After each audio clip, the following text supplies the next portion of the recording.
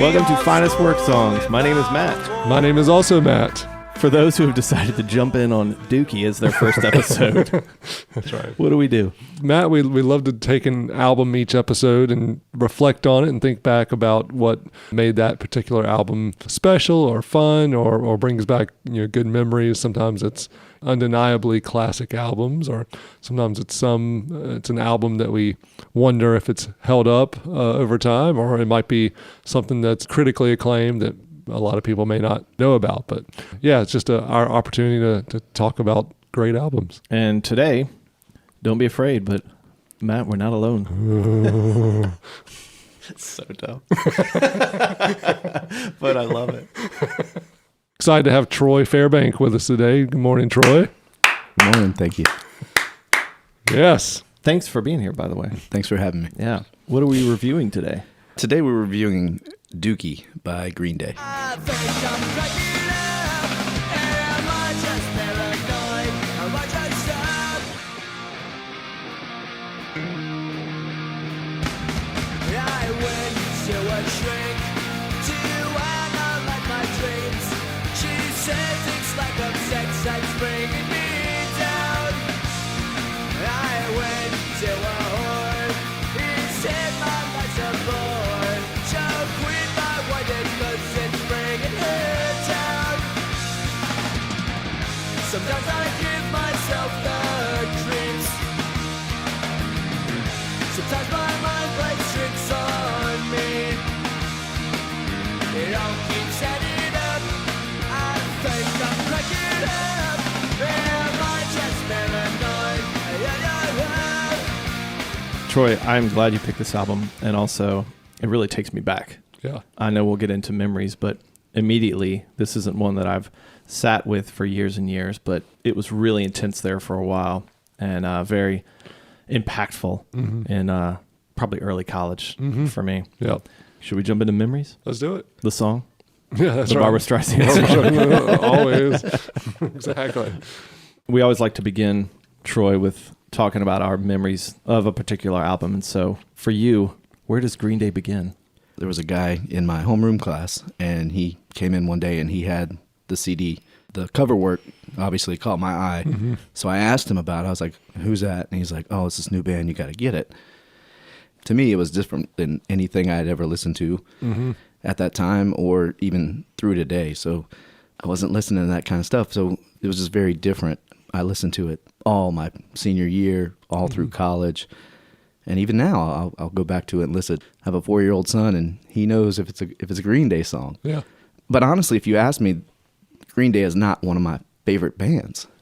Yeah. But this album is definitely one of my top 5 albums ever. They're kind of, to me, in that same vein as like the Red Hot Chili Peppers. You mentioned like this is like a top 5 album for you. Yeah. But you don't think of Green Day as like one of your favorite bands. I feel like the Chili Peppers have kind of kept their same general sound for years and years. And they're not what I think of as like one of my top bands. But then they come on the radio. I never change the station. I always love listening to it. So I sort of categorize it as like acceptable punk. And I think that's why like, my 12-year-old daughter likes it because the hooks are catchy. The songs are typically not super long. All right, Matt, what about you? What's your memory of this? My memories of this also go back to my teenage years, and I was a little bit of a burnout, kind of wandered around. In my travels, I ended up jumping aboard the ship at the last minute, just seeking adventure. I mean, I was broke, so Sure. I just ended up kind of hanging with the crew and, some of those ne'er-do-wells, but man, we were having a blast on the ship. And one evening I was up on deck and I was just staring out, taking in the Longview, and I saw this woman. It looked like she was about to commit suicide. So I helped her down. She was staying in the nice part of the ship. Right. Her family had a lot of money and she was there. She was actually there with her fiance. Ooh. Yeah, which was a little awkward. weird. But this guy, he was a real chump. Because I saved her, though, she convinced her rich family to let me come dine with them, which I thought was nice. I was happy to get some good food, but it was like pulling teeth to get a waiter to even notice me up there because I was so poor. And her mom, man, she was a real basket case. She really didn't want anything to do with me. But, this girl and I really fell for each other. But you know what? Her fiance found out about us, and this guy freaked out. And well, actually, then we hit an iceberg. Oh yeah. Yeah. I forgot to mention that. That did happen. We're trying to help people get off the ship and escape, and people are falling off the top. But then her fiance is like really obsessed with keeping me from getting off the ship, which I thought was a little weird. He chained me to a pipe. Gee. But I mean, he's rich, so, and I'm not. He can do that. Yeah. I assume. That's ocean law. The girl that loved me, or so I thought, jumped back on the ship, and she helped me escape. And this crackerjack of a boyfriend of hers gets a gun and starts shooting at us, which the ship's going down, man. Save yourself. Save your bullets, too. You might want to shoot some sharks or something. I was able to help this girl get onto a life raft, or what was it? A floating door. Yeah, that's right. Thank you. Oh, you've heard this story before. It's understandable. It would be kind of a weird memory. I'm sure it was traumatic. Yeah. You wouldn't get all the details right. That's right. Yeah, I helped her get on this door. But, she's like, there's no room for you. I'm pretty sure there is. She's like, no, it won't float. I don't weigh that much. I'm poor and skinny. But, she insisted on it. She's like, I'll love you forever. I was like, you can love me now. Let me on the door. She just started rowing away and left me, all the while saying she loves me, which a lot of mixed messages. That is weird. Yeah. I ended up finding another door. Oh, good. And thankfully, I rode this wave to this island. In the end, they came and rescued me. The people who rescued me, they were like, man, have you heard this Green Day thing? And I was like, man. I just want some food and water. He's like, man, first things first. Have you heard Dookie? No, can you? I need some aloe for my sunburn. Yeah. He's like, we soothe you. Trey Cool's sick beats. And he was right. Yeah. Yeah, I didn't need aloe. So now every time I go to the beach and get sunburned, I just put on Green Day, kids. Coat yourself in it. Oh, man. My memory is similar. I graduated in 94. For me, it was a going away freshman year. The Blue Album by Weezer, Dookie by Green Day, and it really was a huge album. I remember my friends and I coming home from Christmas break and in their living room playing these songs. And this is when the guitar strap started getting lower. Yeah. Because now it's time, because these guys, we just thought they were so cool and their style and everything. And we didn't have a drummer, so it's just three of us playing bass and two electrics playing these songs, which does not translate well. Right. You kind of need drums. That's right. I declare I don't care no more. I'm running up and out and growing bored in my smoked out boring room. My hair is shaking in my eyes, dragging my beats and hit the streets at night. Travel along this shit town lights. I'm not growing up, I'm just getting out, and I stepped in line to walk amongst the dead. Oh, apathy has rained on me, and now I'm feeling like a soggy dream, so close to drowning, but I don't mind. I'll live inside this mental cave, throw my emotions in the grave, and hell who gives them anywhere. I'm not growing up, I'm just fading out, and I stepped in line to walk amongst the dead. To me, that's the Green Day sound from this era. Catchy, you write to it, catchy chorus, and gives you a good taste of what the rest of the album's going to be like. But I feel like I've just opened the door and walked into something that's already in progress. Like they get right into it, heavy and fast, but it's like upbeat and moving, and it does give you a taste of kind of what's to come on the rest of the album. But I just remember being like really impressed. Like it just starts at full speed. Yeah. And interesting you mentioned upbeat because, we mentioned earlier it's like almost acceptable punk. Right. I remember years earlier when I was like dipping my toe in like the skateboarding world, the punk music there was not acceptable punk. It was punk music about getting in fights and maybe it's the production, maybe it's just the song structures. It comes across as like upbeat punk. It's always given me a feeling of enjoyment and puts me in a good mood to hear it, but it's just a really strange contrast how the music can feel so light and fast and upbeat, But if you really listen to the lyrics, like throughout the album, he's talking about some really dark things and things he's dealing with. So it's like a night and day that just comes together between kind of negative topics in the lyrics, but music that just makes you feel real good. So close your eyes and get yourself goodbye, and think about the times we spent and what they've been. To me it's nothing. To me it's nothing. To me it's When those harmonies come in on that chorus, Yeah. like that's a juxtaposition of this really dark message and then great harmony. Yeah. And that's what's funny about them is, like I said, my daughter like absolutely loves Green Day, and you're Matt, you were even saying like as you were playing it this weekend, you know, Hazel was like, "Oh, what is this? I really like this," and then you have to be careful because you're like, "Oh, you probably don't need to be listening to these lyrics." I don't remember the song, but it was the one where he talks about like going to visit a whore. Yeah, And, you know, because I was like, she'll like this one. And then it got to that part. It's like, oh, whoa.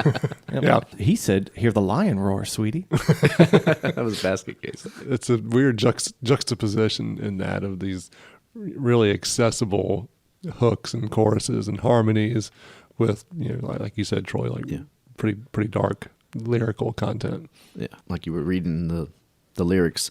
Literally, it's about a mass killing. Right? Right. 'Cause he's going to just take them all out, is what he says. But that's not what I get from it. To me, I take from it, we're only going to be like on earth in this life for a while, and nobody gets out of this earthly life alive. So when you think about it, it really comes down to nothing. Not that what you do here in your life doesn't matter, but if something doesn't go well, or if it's not, in the scheme of things, it really doesn't matter. Right. You know? I mean, that's a concept that as you're coming of age, Yeah. you could struggle with these ideas. What does this all mean? Yeah. The whole feel of this album captures, if you are a teenager Yeah. and you have those thoughts, this album is for you. Yeah. Right. Everything from the angst and the energy of it to like dealing with topics like that. Feeling like you're not part of like certain groups and Yeah. yeah. And even the, you know, the artwork as you open up the CD, the sketches, it's a pencil drawing. It looks like somebody drew this in their notebook Yeah. in Yeah. class, you know, In which high school. very much strikes the teenage chord. And that we're all basically the same age, and you've mentioned this before in other episodes, but when the music itself comes out in your time of your life, that I'm glad I wasn't 10 or 25 when this album came out. I mean, for me, it came out at like the right time. But again, I wasn't a kid that was like really struggling with anything. Right. I feel like I had a great life. I didn't have anything that was like really bothering me, so it didn't speak to me like I can identify with this guy. Oh, he gets what I'm going through. Not that at all. It was maybe, I don't know, now that I've gotten older, maybe it's more of an appreciation of things that other people are going through. It doesn't really, that's not my story, but that's their story, and I enjoy him telling those stories.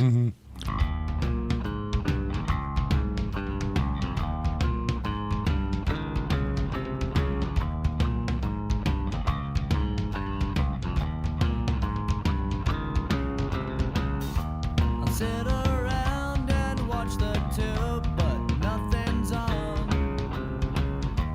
I change the channels for an hour or two. Twiddle my thumbs just for a bit. I'm sick of all the same old shit. In the house with unlocked doors, and I'm fucking lazy. Bite my lip and close my eyes. Take me away to paradise.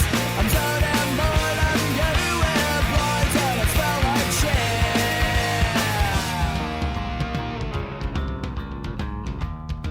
One thing that helped you connect to it is the production on this album is really just capturing the live song. There's not a ton of overdubs or anything like that, aside from like harmonies or a second guitar or solo or something. But the bass, that sounds like something that my friend who played bass could play. Yeah. And not only could play, but it sounded the same. Yeah. Like when he Yeah. played it through his bass amp in our house, it sounded the exact same. So, you know, there's something accessible about the way they played. And you could get those distortion sounds through a Boss distortion pedal, like something that we had. Yeah. It's kind of interesting that they chose that as the first single to me, because, I mean, the whole album is, like, again, really fast, really upbeat. And this one starts kind of slow, so it's you're 3 songs in, and finally they let off the gas a little bit coming into this, and not for long because they get back into it. But it was probably really smart that they chose this as the first one to go out, so get people kind of used to it versus just putting a heavy, fast song, for 3 minutes, just 90 miles an hour. I wonder if it had to do with the landscape of music at the time. I'm sure. The grunge had been huge. Yeah. This could lean towards that. Yeah. Right. In terms of the attitude and posture of it and even the feel of it. Yeah. You could even make the argument it's more grunge than punk. Yeah. And so maybe those record executives were trying to, make the case for this. The guy was like ziplining down through the Amazon. He gets on his Bluetooth and he's like, Longview's the one, This ain't happening. Yeah. They're like, we're a punk band. You are what I say you are. Then he hops onto the back of a Pelican and just soars off.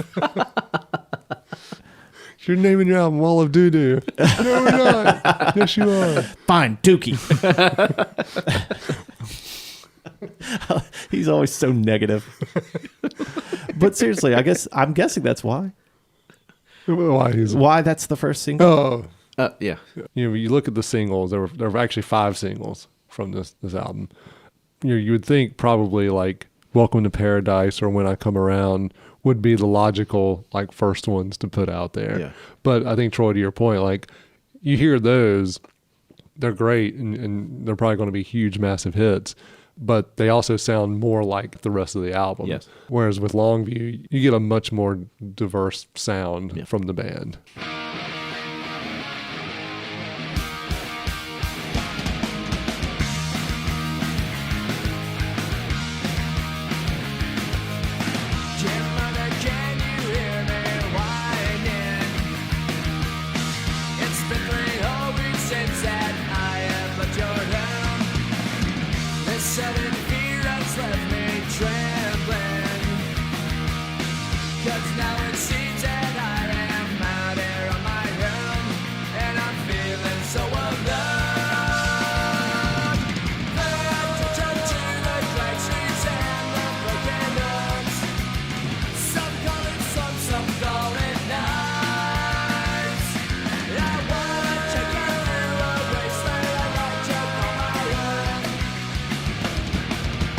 Welcome to paradise. And he's not really talking about paradise. What's he talking about? Unparadise. One thing I love about this album is they're clearly a hardworking, touring punk band that was really trying to make it, and they go into the studio and they just go for it. Yeah. And Trey Cool's drumming is essential, like any punk band, but also for them, it's one of the features. Yeah. It's so energetic, and you feel that coming through, and it's not clean. No. There are times when you feel the tempo start to slow down a little bit or speed up. Yeah, but I love that for this type of music. And his drumming at times, some of those fills, you feel like, is he going to make it? Yeah. Yeah. And it's not because he's not good. It's just that's what he's going intense. for. He's kind of leaning forward on the beat a little bit because it's punk, Yeah. and so he's really trying to like the sort of runaway train type thing where you're just trying to hang on. Keep it on the rails. Yeah. And you feel that, especially in this song. Apparently this was about Billy Joe going into the punk scene and moving out. And I mean, he literally talks about it with like, dear mother, it's been 6 months since I left your home. And, it's now feeling like home here. And I heard him before on an interview talking about this. I think Welcome to Paradise is what they called this. I want to say it was like a empty warehouse where people just lived and were, if you didn't have anywhere else to be, or you were trying to make it on your own or whatever. It was almost like a commune of like punks and other artists in just this like communal warehouse kind of setting. And I think that was actually the impetus for the Dave Matthews Band song Warehouse. Dave Matthews and them drove by it and they're like, ew, gross. All those hippies and punks. Is that your Dave Matthews impersonation? That was Stefan. Okay. Yeah. Yeah. Oh, no, that was impeccable. Boyd is like, you want me to go flex on him? And then Leroy Moore is just like, all busted up, broken bones and nasty cuts. Accidents will happen, but this time I can't get up. She comes to check on me, making sure I'm on my knees. After all, she's the one who put me in this state. If she don't tell my lady she disturbed, I better tell her that I love her. Before she does it all over again, know that she's killing me. So the story on this one apparently is Mike Dirnt was injured by his girlfriend. I don't think it was a real domestic dispute. I think they were playing around, and he ended up getting really hurt. And I think that was the inspiration for this one. Huh. I always thought it was he was going to the dentist. Yeah, right? Right. And dreading it. Yeah. There was probably a guy in that warehouse that just referred to himself as a dentist. Yeah. He just took it on himself to do all the dental work in there. Lay back, young man. Yeah.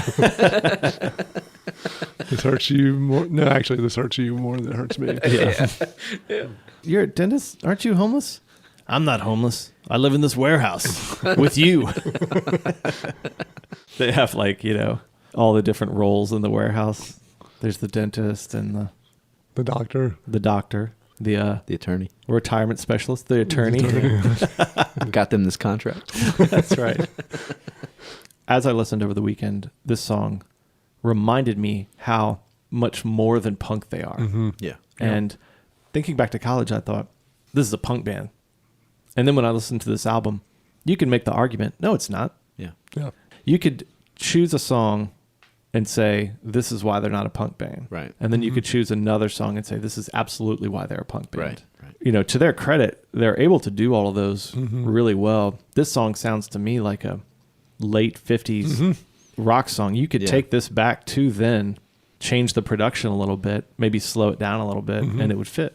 Yeah, this is one, listen to it thinking, okay, that's why those punks banned them. Yeah. Because, I mean, lyrically, it's punk maybe, but sound-wise, it's like you said, Matt, that's what I hear is this could be a song like that a Buddy Holly could have done, It's just amazing how you can have all these things that are seemingly very, very different, but they put it all together, and I think that's why I like them. I tend to like the slower, lighter songs by them. I enjoy the fast, heavy stuff, but I guess if they're not going so fast and just screaming their lyrics about hateful things, then they're not a punk band. But they're punk for me, I guess. Right. But they're also pop and rock, and they're all those things, and they don't fit into one little box, and that's what makes them good, I think. I think that's what made them so accessible to the suburbs. Yeah. This kind of grabbed all these high schoolers and college students who were into grunge and the different things going on at the time, and then pulled us in, and then we love the punk. Yeah. But I don't think that the vast majority of people who bought this album would be into a whole album of Basket Case. Right. Yeah.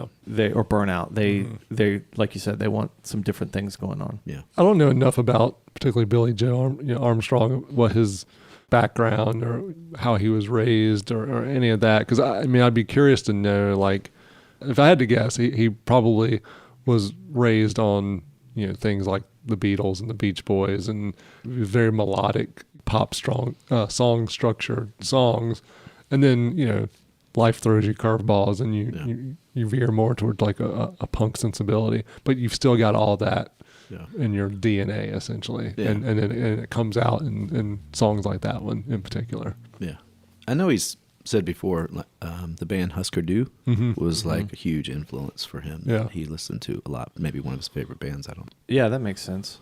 And also, they're more post-punk. Yeah, and so you could see where it's not just the pure Ramones or Sex Pistols influence to where they're just going to become a punk band. He heard other things going on in Husker Du. Apparently, he and Mike Dirnt met in elementary school. Yeah. Been your lifelong friend making music. Yeah. Which, by the way, Mike Dirnt is not his real name. What's his real name? What's his last name? Something like Pritchard or something like that? I don't know. That's lame. Well, apparently he took Dirnt because he'd walk around all day practicing air bass. Yeah. Borky Bork. Mike Bork. I'm Billy Joe. This is the Swedish chef of our crew. But no, they said that he would always practice in like air bass and he'd make that sound. And so I guess it stuck. Before them, the last punk single I remember being a big deal was the Pet Sematary song that the Ramones had. Oh, for the Pet Cemetery too. I don't want to be buried in a pet cemetery. Yes, I think that was from the second album. Yeah. The second movie. Because that was a big deal that it became a hit for them because they never had any hits. Right. Other than that, was there any punk going on at the time? I can't think of anything close to this time. And back in the 80s, you had The Clash. Yeah, even The Clash in the 80s was more that pop stuff. Rock the Casbah. Yeah. I can't imagine people being like, oh yeah, Rock the Casbah is what got me into punk. I don't know. It's a big deal that they kind of brought it to the mainstream. Yeah. People were ready.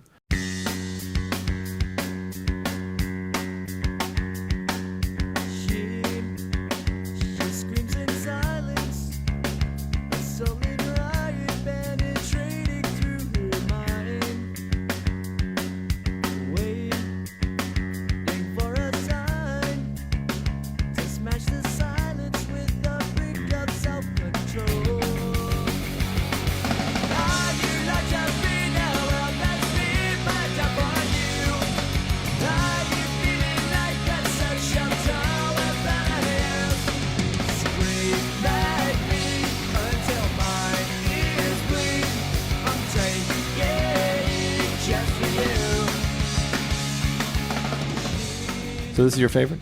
This is my favorite That song. that's probably my favorite song. Man, don't get on that bandwagon. This is I Troy's called favorite. Called it first. Oh, you got dibs. I got dibs. Shotgun. Called shotgun on that. Sorry. go ahead. Yeah, I love it. It again, it starts. I love it too. Yeah, it starts slower. I like the feel of it at the very beginning, but then it ramps right up and gets back into what you expect from them. We've talked about how they were sort of this accessible punk. And, Yeah. you know, you could be a kid from the suburbs and get into this. And I remember thinking, this is the kind of songs that, like, my garage band could also do. Which band? So maybe Still Life? Wait, you had a band called Still Life? Yeah. How many bands did you have? Did you have a band called Still Life? I did have a band called Still Life. It doesn't have like a techie name to No, it. it doesn't. We were There were evolving no at that technical point. difficulties. No. We had evolved at that What's point. the other one? Technical difficulty. Troubleshooter. Troubleshooter. Yes, I love it. Oh man! And so this is where does this fall in the like the third band, second? Where's it fall? Still Life. So Still Life, I say it was a band. It was really me and my friend Stan. He was on drums. I was on guitar. That's all it takes. Yeah. Still Life was after the other two. Okay. But before, I'll save the Yeah, you I'll gotta save the save other them. band. They Yeah, got yeah. it. They're slow There's release. more. Yep. Yeah, leave that carrot out there. Yeah, that's right. Leave them wanting more. But yeah, I mean, but this is the kind of, you could have a drummer and a guitar and some power chords and play a lot of these songs. And I think that's another reason why it was such an accessible album. And lyrically, this is one of the songs, I guess, without reading the lyrics, I could understand what he was saying too. You know, Yeah. it was kind of cool because, again, in 1994, 1995, senior in high school, you're thinking about what the next chapter of your life or what your future is going to be. But this song was always like, whatever little box your life you've been told is supposed to be, like you can just break out of that or find a different way on your own. I like the lines about she's figured out all of her doubts were someone else's point of view. Like, just don't let other people's concerns project onto you and hinder your choices in the future, I guess. I think teenagers in general can relate to this song and feeling like, again, like you're just part of a system and you're trying to figure out individuality. Right. We don't need no education. What's that? Is that a song? No, that's just my political platform. That's Wikipedia said that she was like a radio single, but I don't ever remember hearing that on the radio. Not no radio where I live. It was the last single. Yeah. Oh, they released it on Cinco de Mayo. That's why. They thought it was C.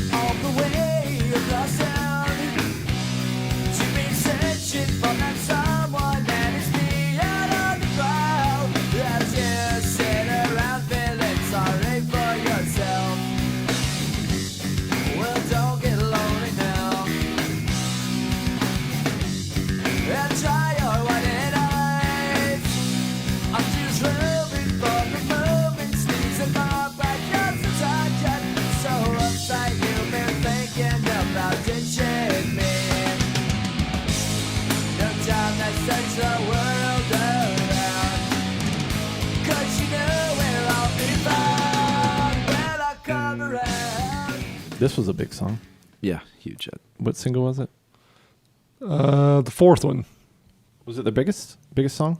Definitely one that you can still hear played today. A lot of times, if a Green Day song comes on Sirius XM or whatever, we can't give them a plug. They didn't pay for that. Sorry. Right. They will. Yeah, they will. I was trying to look up where these songs charted, but another thing from again from Wikipedia, it says along with the Offspring smash, Dookie has been credited for helping to bring punk rock into mainstream music. Oh gosh. Is the Offspring considered punk? I don't know what they're considered. I don't consider them. I don't consider them. Yeah, I probably did think of them as punk at one point in a similar vein, just because I didn't really know any better. They annoyed me the way that some punk annoys me. Does that count? Yeah. All right, Matt. So Billy Joe Armstrong, he's inviting you to have a sleepover with him in that nasty warehouse, unless you take a song off his album. So if you had to remove one song off Dookie, what would it be? Yeah, for me, I mean, this is a really, really tough one because I feel like there are 13 and a half really, really good pop punk songs on this album. But if I had to remove one song, it would probably be Chump.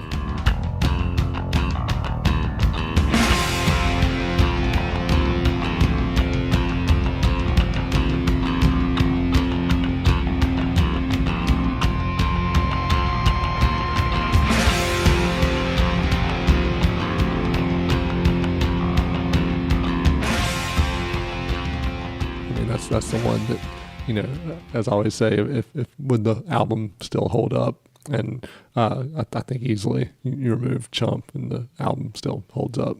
I agree with you, Matt. I've thought about this because I know you guys asked this question. Chump, to me, I would drop that. It's less than 3 minutes long, which most of them are, but it's only about a minute and a half, really, of the song. And the other minute and a half is like this really extended outro/intro into Longview. So I would take Chump off. What about you, Matt? What song would you take off this album? I think for me it'd be FOD. Something's on my mind. It's been for quite some time. It's time I'm on to you. So I like my Green Day. Plugged Loud in. And plugged in. And Trey Cool behind the kit. So I'd be fine if it did it before In the End, too. I don't love that one either.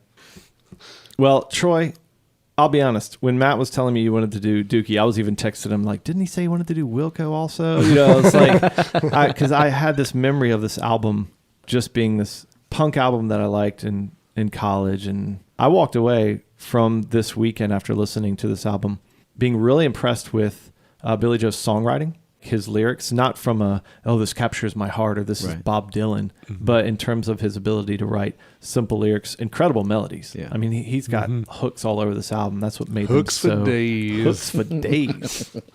I'll say it was much more than just kind of a punk album that I had categorized it as. Yeah. So thank you. Yeah, thank you. I appreciate you having me.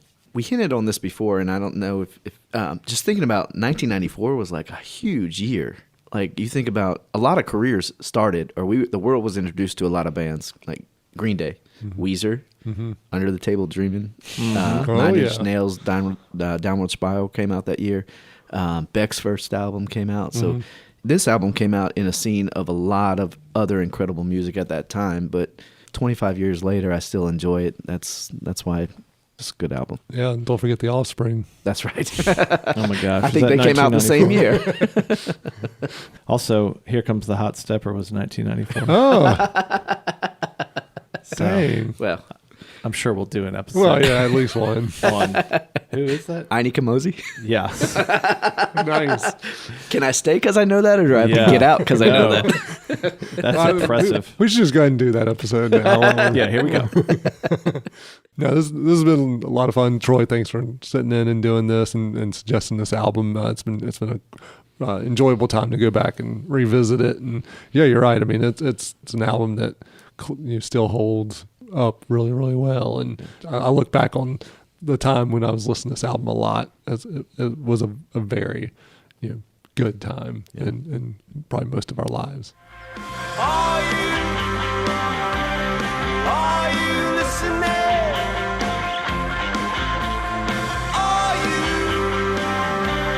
Are you listening right now? Yeah, thanks again for listening to this and our other episodes. And as always, we invite you to follow us on Instagram and Twitter at finestworksongs, and send us an email at finestworksongs@gmail.com. Always love to get suggestions for other albums to talk about. We'll see you next time. And until then, like Bobby Brown, we hope you keep humping around.